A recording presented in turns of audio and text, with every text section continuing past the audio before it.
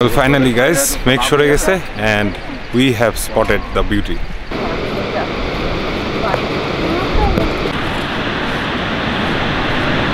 Guys, we are here at Mawsmai cave. পুরোটা cave কিন্তু light দেওয়া আছে আর একটু একটু করে চুয়ে চুয়ে পানি পড়তেছে এখানে। সেভেন সিস্টার ফলের যেখান থেকে দেখতে হয় সেই স্পটটাতে চলে আসছি। ওকে, তো আমাদের ওয়াইসাইডং দেখা শেষ। এখন হচ্ছে আমরা যাচ্ছি সেই পরিচিত প্রিয় ঝর্ণাটা দেখতে, which is Nohkalikai. ভিউয়ার্স, আমরা এখন হচ্ছে নৌকালিকাই ভিলেজে যাচ্ছি নৌকালিকাই ওয়াটারফল দেখতে। আর দেখুন এই ভিলেজের আশপাশের যে ল্যান্ডস্কেপটা পুরো ভ্যালির মতো দেখতে। এই ফলসটাকে বাংলাদেশের মানুষরা কিন্তু অনেকে নোয়াখালী ফলস বলে থাকেন। যারা বলে থাকেন ভুল বলছেন, এখনই শুধরেনি। দেখেন কত সুন্দর একটা জায়গায় ক্যাম্প সাইট করে রাখছে। এখান থেকে সারা রাত ধরে হচ্ছে এই পাহাড়গুলোর দিকে তাকায় থাকতে সেই লাগবে রাত্রেবেলায়। আর ওই দূরে একটা ওয়াটারফলের মতো দেখা যাচ্ছে, ওইখানেও কিন্তু ব্যাপক চিল করা যাবে রাতে।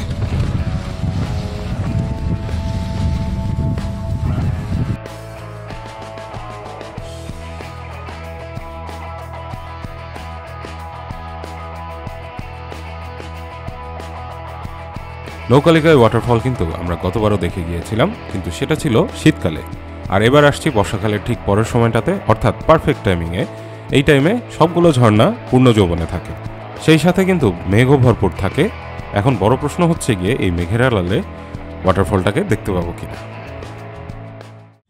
জিনিসপত্রের দাম বাড়ার সাথে সাথে আসলে সবকিছুরই দাম বাড়ছে এখানে। আগে মনে হয় 50 বা 30 রুপি দিয়ে হচ্ছে গিয়ে এই পার্কিং এর টিকিট করতাম, এখন এটা দেখলাম 100 রুপি হয়ে গেছে। আর আমরা চলে আসছি নৌকালিকাই ফলসের ভিউ পয়েন্টে। এখন সেই বড় প্রশ্নের উত্তর, সেটা হচ্ছে গিয়ে গতবার তো পূর্ণ যৌবনে এইটা দেখতে পারি নাই, এখন দেখতে পারবো কিনা সেটা হচ্ছে গিয়ে প্রশ্ন। নৌকালিকাই ফলস, লেটস সি।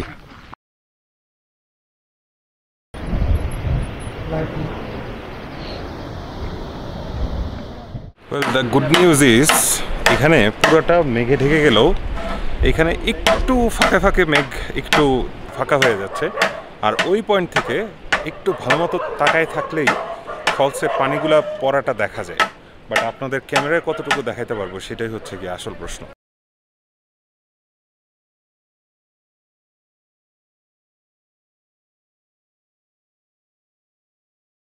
কিছুক্ষণের মধ্যেই দৃশ্যপট কিন্তু পাল্টাতে শুরু করলো।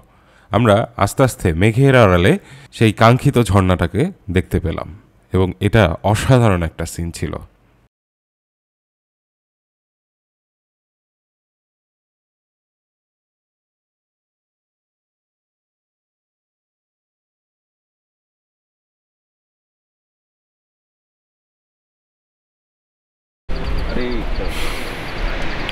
Well, finally guys, make sure গেছে and we have spotted the beauty, the mighty Nohkalikai Falls.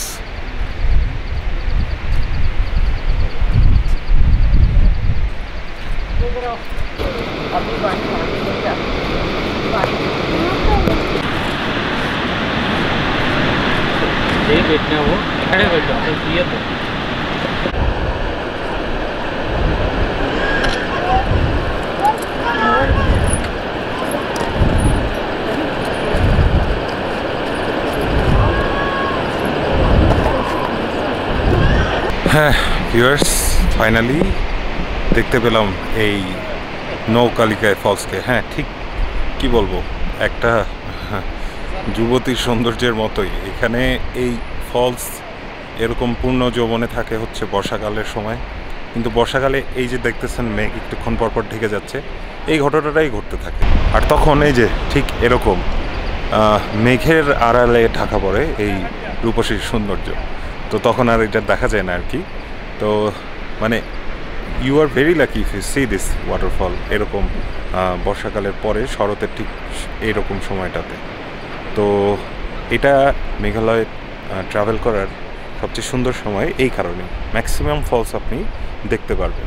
ভরা যৌবনে নৌকালিকায় ফলস কেমন লাগলো জানাতে ভুলবেন না। তো তো এখন আমাদের হাতে সময় খুব কম, এই স্পটটা ছেড়ে চলে যেতে হবে, কারণ এখনও 2টা স্পট দেখা বাকি আছে। এখন আমরা এখান থেকে বিদায় নিচ্ছি।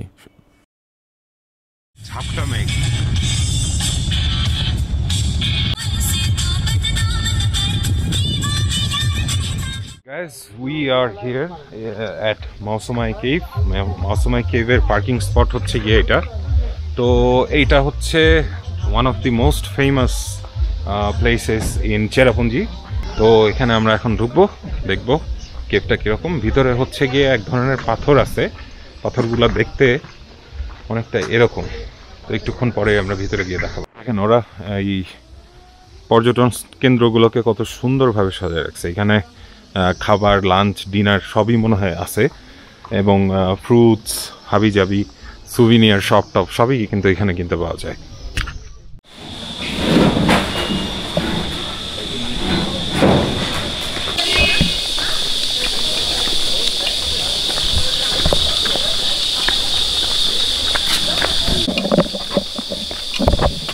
মাওসমাই কেভের দিকে আগায় যাচ্ছি আমরা।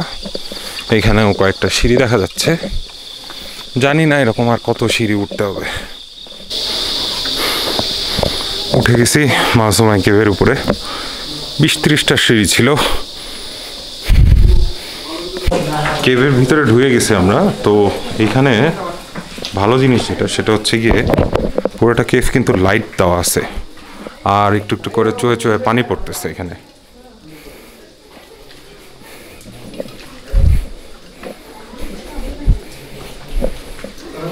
ন্যাচারাল কেভকে ভালোভাবে প্রিজার্ভ করার এটাই একটা সিস্টেম, সুন্দর।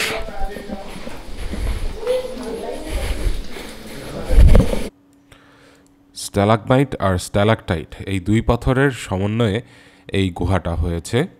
এখানে যে পাথরগুলো উপর থেকে নিচে নামছে সেটা হচ্ছে গিয়া স্ট্যালাকটাইট, আর নিচ থেকে উপরের দিকে যে পাথরগুলো উঠেছে সেটা হচ্ছে স্ট্যালাগমাইট। ইনক্রেডিবল, মানে ডিটেল দেখেন এই ইয়েগুলার, পাথরগুলার, এগুলো পুরোটা ন্যাচারাল ফরমেশন। গুহার ভিতরে অনেক জায়গা ঘোরার মতো আছে, কিন্তু ট্যুরিস্টদের জন্য শুধু 150 মিটার রাস্তা করে দেওয়া আছে, যেই রাস্তাটা আস্তে আস্তে সরু থেকে সরু হতে থাকে। পানির সাথে পলি জমতে জমতে এই পাথরগুলো কিন্তু সাইজে আস্তে আস্তে বড় হচ্ছে, অর্থাৎ এই যে ন্যারো জায়গাগুলো দেখতেছেন এগুলো আরও কিছুদিন পরে আরও বেশি ন্যারো হয়ে যাবে। তো তার আগেই একবার ঘুরে আসুন মাওসমাই কেভ থেকে।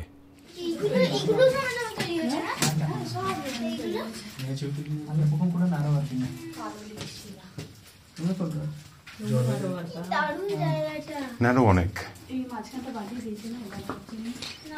আমি একটা অ্যাটেম্প নিব কি না?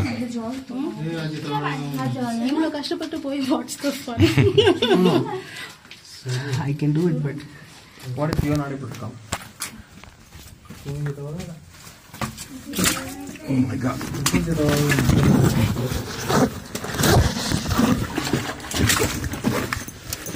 Oh, it's narrow over here. তো এই ছিল মাওসমাই কেভ। তো যেটা হচ্ছে যে ভিতরে যাওয়ার পর আরও ন্যারো একটা রাস্তা বের হয়, ওটাতেও ভিতরে ঢুকছি, কিন্তু এরপরে আরও ন্যারো হয়ে যায়, তখন আর ভালো লাগতেছিল না, মানে ক্লাস্ট্রোফোবিক একটা ফিল হচ্ছিল, এই জন্য আর যাই নাই আর কি। তো বাকি পথে ফেরত আসতেছি, যে রাস্তা দিয়ে ঢুকছিলাম ওই রাস্তা দিয়ে এখন বের হয়ে যাব।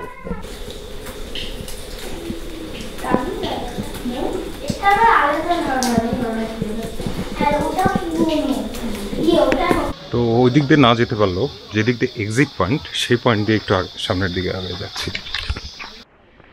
ব্যাপারটা হচ্ছে যে শাহরিয়ার ভাই আসলে সোজা রাস্তায় গেছে। আপনি কি ঢুকে ডানে ঢুকছিলেন? ভাই আমি ঠিক রাস্তাতেই আছি। আপনি বামে গেছেন, আমি ডান দিক দিয়ে আরেকটা রাস্তা দিয়ে আসছি। তো যাই হোক, এইখানে যে অবস্থাটা এখন, সেটা হচ্ছে আশপাশ পুরোটা মেঘে ঢেকে গেছে। বাজে কিন্তু 5টা বাজে, কিন্তু পুরো এলাকা এখন মেঘে ঢেকে গেছে। ওয়াও, অসাধারণ একটা সিন। ভাই তাড়াতাড়ি যেতে হবে, নলে 7 সিস্টারটা মিস করবো। আসেন।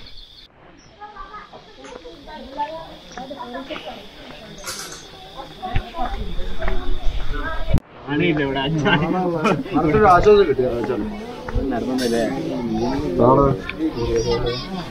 দেখেন কি পরিমাণ মেঘ জমছে, আমাদের গাড়ির সামনে কোথায় সেটাই দেখতে পাচ্ছি।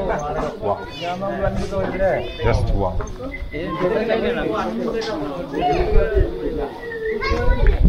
দেখেন তো আপনারা গাড়ি খুঁজে পান নাকি? গাড়িটা কোথায় গেল?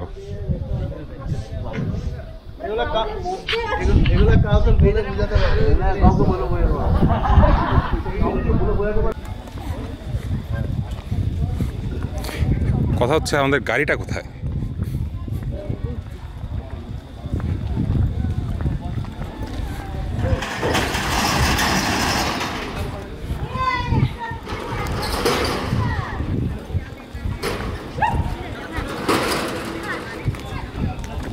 এই দেখেন অবশেষে গাড়িটা খুঁজে পেয়েছে এই মেঘের মধ্যে।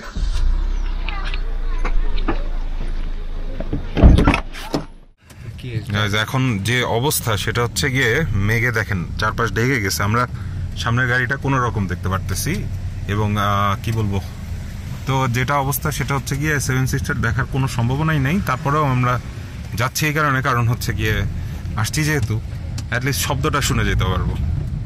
আর যদি কপাল মনে হয় না এই অবস্থায় আর কিছু দেখতে পারবো, কারণ আসলে কিছুই দেখা যাচ্ছে না। দেখেন অপোজিট সাইড থেকে গাড়ি আসতেছে, বাইক আসতেছে, কিছুই দেখা যাচ্ছে না।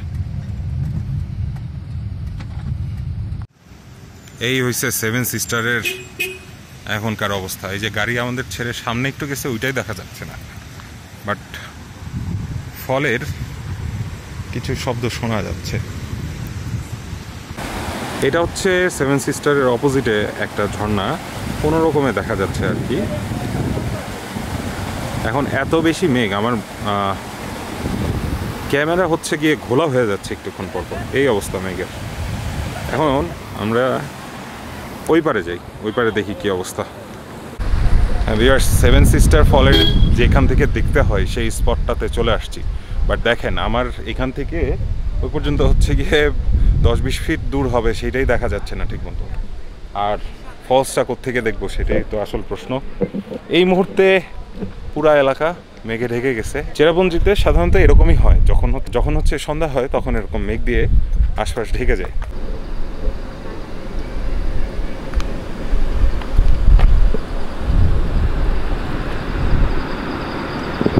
নাই, পিওর ব্ল্যাঙ্ক হয়ে আছে এখানে, শুধু শব্দ শুনতে পাচ্ছি।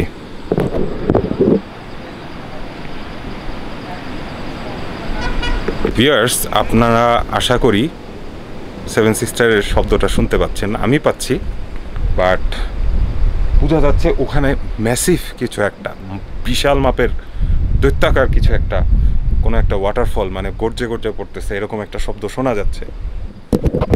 7 সিস্টার যদি দেখতে চান বা যে কোনো ওয়াটারফল যদি দেখতে চান, এটা মাথায় রাখবেন যে সন্ধ্যা না যাতে না হয়, মানে 4টার পরেই হচ্ছে গিয়ে সম্ভাবনা আস্তে আস্তে ন্যারো হয়ে আসতে শুরু করে। সো আমরা এখান থেকে এখন চলে যাব নংরিয়াটের দিকে, কারণ কালকে আমাদের ডেস্টিনেশন হচ্ছে রেইনবো ওয়াটারফল। যাচ্ছি নংরিয়াটের পথে, এখন আমরা অলমোস্ট চলে আসছি। আর একটু দেখেন সন্ধ্যা নামতেছে, আর একই সাথে মেঘ আবার বৃষ্টি, অদ্ভুত একটা সিন। আবার এই মুহূর্তে আবার জ্যামও লেগে গেছে। ওয়াও। ঘড়িতে এখন বাজে 7টার মতো, আর দেখতেই পাচ্ছেন পুরো এলাকা অন্ধকার হয়ে গেছে। আর যেহেতু অন্ধকার হয়ে গেছে, নংরিয়াট পর্যন্ত ট্রেক করা সম্ভব না, এজন্যই আমরা সিদ্ধান্ত নিলাম গাড়ি লুমসফি ভিলেজ পর্যন্ত যায়, সেখানেই আমরা একটা হোমস্টে খুঁজে নেব। এবং আমরা একটা হোমস্টে খুঁজে পেলাম। এরপর আমাদের সাথে যার ঘটলো সেটা আমরা প্রস্তুত ছিলাম না। আমরা একটা পোকার উপদ্রবে পড়ছি, বিশাল সেই আকৃতি। এটা তো বিষাক্ত এক জিনিস, এই স্করপিয়ন। দেখা হবে নেক্সট এপিসোডে।